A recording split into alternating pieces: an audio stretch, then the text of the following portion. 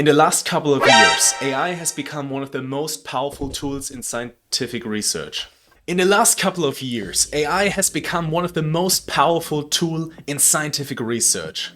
2 years ago, it helped win a Nobel Prize. Then it broke a math record nobody had touched since 1969. This isn't just hype having a lucky shot. AI is actively reshaping the way we're making discoveries, and it's shaping fast. So I have to ask the question that torments many people nowadays. Are scientists about to become the next job that gets wiped away by AI? Are we sliding into a future where research is done without any human in the loop? Because some very serious people think that the answer could be yes. That the age of the human scientist is slowly ending while others are still discussing about chatbots. On the other side, there are people that claim that it's just smoke and mirrors, that it's just a very confident parrot in a lab coat. They are both wrong, and what's actually happening is stranger than either side will admit. But let me back all the way up. Think about a symphony orchestra for a moment. 100 musicians, a conductor, but the conductor never plays a single note. The music is beautiful, but who made it? The violinist? The conductor? Or even the composer who has been dead for 200 years? You can't point at one person. The music lives in between them. And this is exactly what is happening to science right now. And with that, hi guys. Welcome to another AI pill. The thing that pulled me into all of this was one specific story. An 88-year-old man, a legend, a lifelong AI skeptic, just put a chatbot's name in the title of his math paper. Yeah, you might say, we all heard that. Every few weeks there is another headline, AI discovered this, AI did that.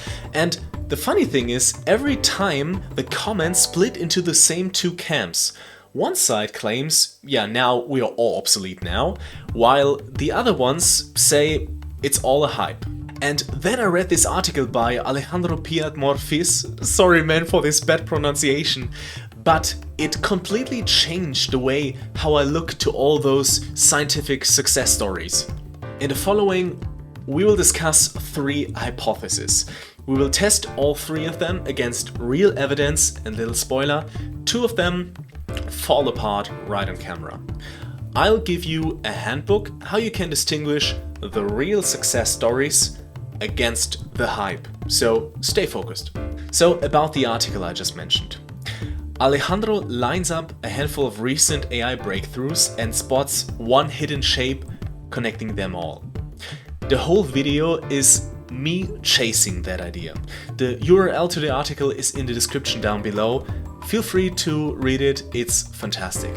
And it all opens up with a story I have to tell you.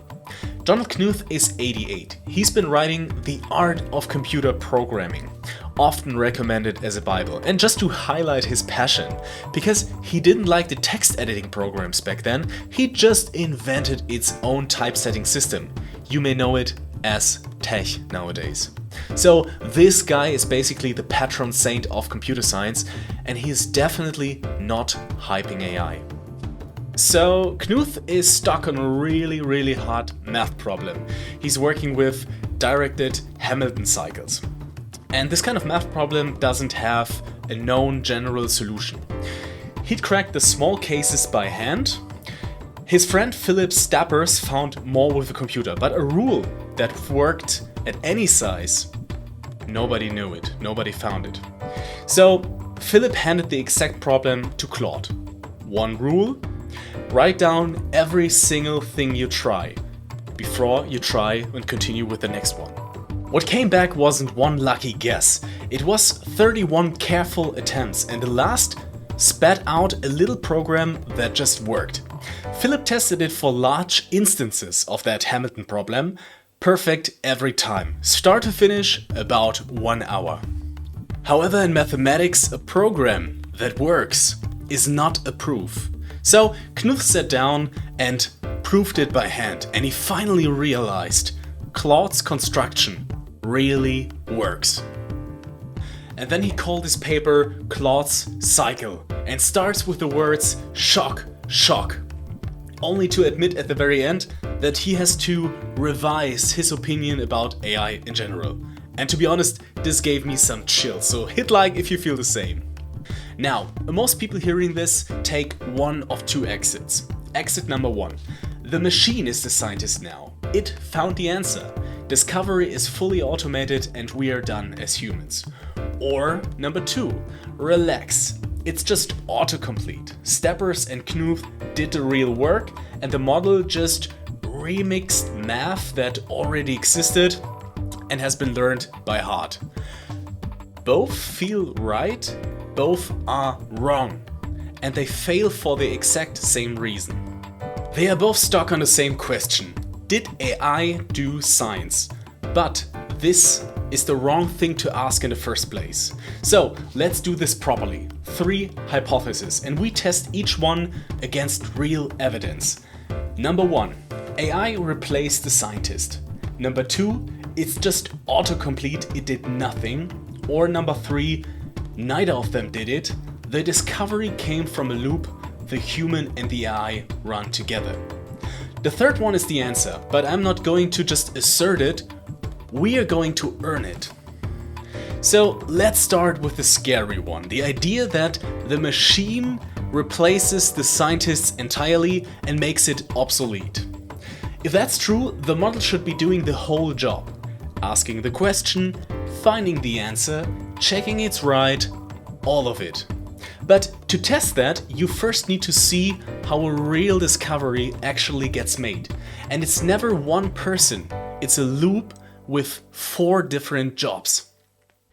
Job number 1, pose. Somebody asks the right questions. What are we even trying to find? Job number 2, proposing. Somebody throws out candidate answers. Lots of them, fast, and maybe most of them are wrong. Job number 3, verifying, very important. Something independent checks which of those candidates actually hold up. Job number 4, curating. A human keeps what's worth keeping and feeds it back in, and that's why it is called a loop. The survivors from one round sharpen the question and the guesses for the next, round and round, until something real falls out. So let's put it to a test. Which of those 4 jobs is AI actually doing? Case 1, Claude cycles, the story we just heard. Steppers posed the problem. Claude proposed the pattern. Knuth verified them by hand, and humans curated. They chose which results were even worth publishing. The model did one job, it proposed. Case 2, AlphaFold, where everybody is confidently claiming this was AI. It's about a 50-year-old problem how a protein folds into its 3D shape. AlphaFold proposed this shape. But nobody trusts that shape because the AI sounds sure of itself, but they trust it because real lab experiments, crystallography, go and verify it. A protein either folds the way the model said or it doesn't. That there's no bluffering past the X-ray. It won the 2024 Nobel Prize in Chemistry. And still, humans posed and curated. The model proposed, and physics did the verification. Now look at that, 2 example cases from complete different fields. The model always lands in the same position. It does the job of the proposer. It does not pose the initial question, it doesn't verify, and of course at the end it doesn't conduct. It's a proposer all the time. So, hypothesis 1, AI replaces the scientists, rejected. The evidence just doesn't support that.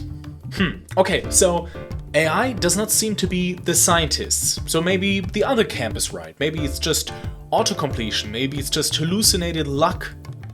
So let's go and break that too. And this leads us to hypothesis number 2, that it's just a fancy tool with autocompletion.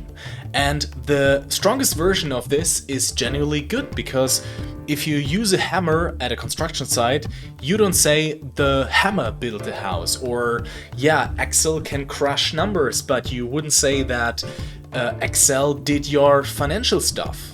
And even AlphaFold ran on decades of data that humans collected, aiming at a target human picked. Tools execute what we set up, they don't discover. So following this logic, the AI just ran the search while the human did the science. And honestly, there is a famous example that fits perfectly fine for that. November 22, Meta releases Galactica, a language model trained on 48 million scientific papers. It could write papers, explain science, generate citations. It lasted 3 days until it was shut down. It made up fake references. It wrote confident wrong chemistry. It stated nonsense in the same calm voice it always uses for facts. So, case closed. AI is bad at science, right? No, and this is where it gets interesting. Galactica's problem wasn't that it was dumb. It's that it talked straight to people with nothing checking its work, nothing verifying it. It was a candidate machine with no referee bolted on. Rip that referee out of any process like this and you get fluent, polished garbage. That's not a verdict on the model, that's a missing piece. It's like when you're having a brainstorming but no one is allowed to get up and say, hey, that's not right. Now, watch what happens when you put the referee back in. Last year, Google's AlphaEvolve found a faster way to multiply 4x4 matrices. Maybe you heard about it. So, a pure autocomplete doesn't break such a math record suddenly. And here's the part that really got me. That isn't even new. Take the Kepler conjecture, for example, where the goal is to stack spheres as tight as possible together. Proved with computer help in 1998, but the proof was so huge that referees could only say they were 99% sure. That's fantastic. It took another 16 years to fully check it by a machine. 16 years. The same loop, but immensely slow because of a slow checker in the middle. So even 50 years ago, the same pattern, machines generated and checked, while humans just asked the question and sign off. The same pattern. So hypothesis number 2, that AI is just autocomplete and does nothing, also rejected. Galactica was not a dumb model, it just had no referee attached. So, a quick note while we catch our breaths. If you see in the recent news headlines like, oh, AI discovered this or AI did that, what do you think? Are you happy? Are you worried? Just drop it in the comments. I genuinely want to know what you think about that. 2 hypotheses down, both dead. So AI is not the scientist, but AI is not nothing in the process. But what is actually doing the discovery? Hypothesis number 3. The discovery isn't inside the human and it isn't inside the model, it's in that loop that ran together. The same loop we've been using this whole time. Pose, propose, verify, conduct. And in every case we looked at, the AI sat in one of those seats, not in all of them, the proposer. So here's the whole point. The discovery doesn't belong to any single step. The loop itself is the discovery maker, so to say. And this is exactly where both camps from the beginning go wrong. They take all 4 jobs in the loop and mash them into one step. And that's wrong to assume. The AI did the science crowd piles all 4 into the model. Like it asked the question, generated the answer, checked the answer and decided it mattered. It didn't. It did one of those 4 things. On the other side, the it's just autocomplete crowd makes the opposite mistakes. They flatten that proposer step down to a glorified search box, as if generating real candidate answering is nothing. But it isn't nothing, it's generally hard, and the model is brilliant at that. So both camps go wrong from the opposite direction because they both do not observe the whole process from the perspective of the loop. So what step carries the whole thing? You could assume it's the clever part, it's the proposer part, but it isn't. Let me tell you why. Pair a sloppy proposer with a rock-solid verifier, and you still get real science, just slowly, and you need more tries. And now flip this scenario. A brilliant proposer with a weak verifier, and you've just rebuilt Galactica. You are fast, you are fluent, but you are not to be trusted, because what you produce may be fakes. So the whole loop rides on the verifier. That thing keeps the whole process honest. It's like a lab experiment proving something. But one last piece here. What changed in 2022 when generative AI got hyped? Look back at the loop. 3 of the 4 steps didn't change at all. The verifier, the human posing, the human curating. All the same. Only the proposer changed. It used to take years of custom engineering to build one for each new problem. For example, AlphaFold was hand-built only for proteins. Now, a single general model fills that proposer seat for anything. So proteins, proofs, crystals, code, yeah. Just by being asked in plain English, in plain natural language. So that's hypothesis number 3, the loop does discovery, and it holds up every single time. Isn't that fantastic? And it also answers the question from the beginning, will AI replace scientists? We can clearly answer no, it won't. But it's not a useless parrot either. It's a brilliant lab member that can fire out ideas. But the important part, it's not in charge. Okay. If you remember one thing from this whole video, make it this. When you see any AI science result, ask 2 things. What actually checked the answer? And could that check be fooled? That's it. Those 2 questions do all the work. If the checker is a real experiment or a proper proof tool, trust it. The check caught the junk no matter how messy the AI guesses were. But if an AI just came up with an answer and the same AI graded it, verified it, that's marking your own homework. That's the Galactica moment, just shoot it up. Stay skeptical. Oh, and credits where it's due. None of that would have clicked for me without Alejandro's article. So go read it, the URL is in the description. It's really worth reading. So, where does it leave us? The question was never, is AI the scientist? It never was. It will never going to be handed over to the machine completely. The question that matters, the taste to know what's even worth asking, the judgment to know when something is finally actually true, that's still us, that's still human. That's the part I find beautiful. We don't get replaced, we got a new partner in the lab, in the office, and a whole lot more questions worth chasing. Donald Knuth, an AI skeptic, revised his opinion about AI completely. I think we could be standing at the start of the greatest era of discovery in human history. And the best part, we are the ones who ask the questions. If this is the kind of video, the kind of thinking you want to see more of, subscribe. Stay curious. See you in the next video.